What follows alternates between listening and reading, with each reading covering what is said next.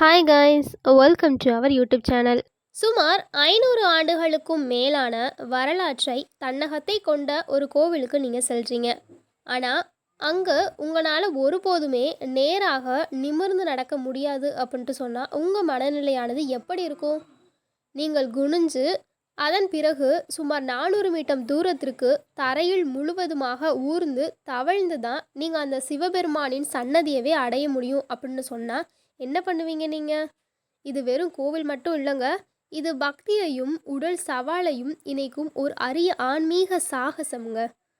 இந்த கேள்விகளுக்கான விடையை தான் கர்நாடக மாநிலம் மங்களூருக்கு அருகில் அமைந்துள்ள ஆச்சரியமான நெல்லி தீர்த்தம் குகை கோவில் மூலம் இன்று நம்ம காண போகிறோம். ஸோ வீடியோ ரொம்பவே இன்ட்ரெஸ்டிங்காக இருக்கும். வீடியோவை ஸ்கிப் பண்ணாமல் பாருங்கள். இப்போ வாங்க நம்ம வீடியோக்குள்ளே போகலாம்.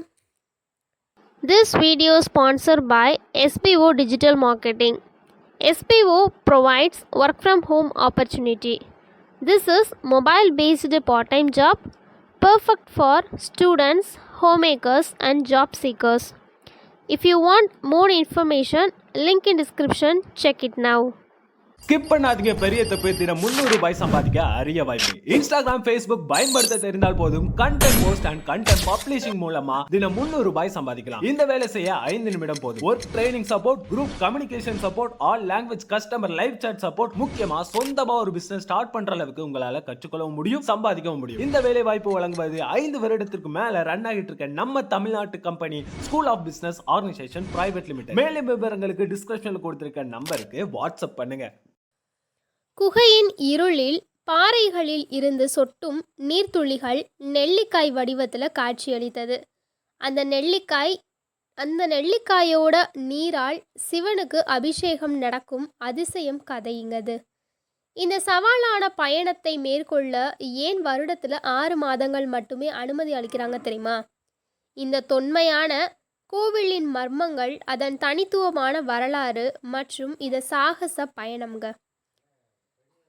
இந்த அனைத்து ரகசியங்களையும் நாம் கண்டறிந்த பிறகு நெல்லி தீர்த்தம் குகை அப்படின்றது அந்த கோவிலில் நீங்கள் உணர்ந்த அந்த ஆன்மீக சாகச பயணம்ன்றது உங்களுக்கு மறக்க முடியாத ஒரு அனுபவமாகவே இருக்கும்.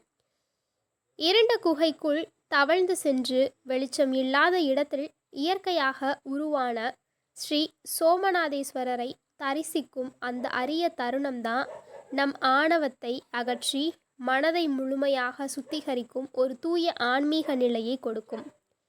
இந்த கோவில் வெறும் சில சிலைகளால் ஆனது மட்டுமல்ல, இது நம்பிக்கையையும் உறுதியையும் சகிப்புத்தன்மையையும் கோரும் ஒரு புனித தலம்னு கூட சொல்லப்படுது.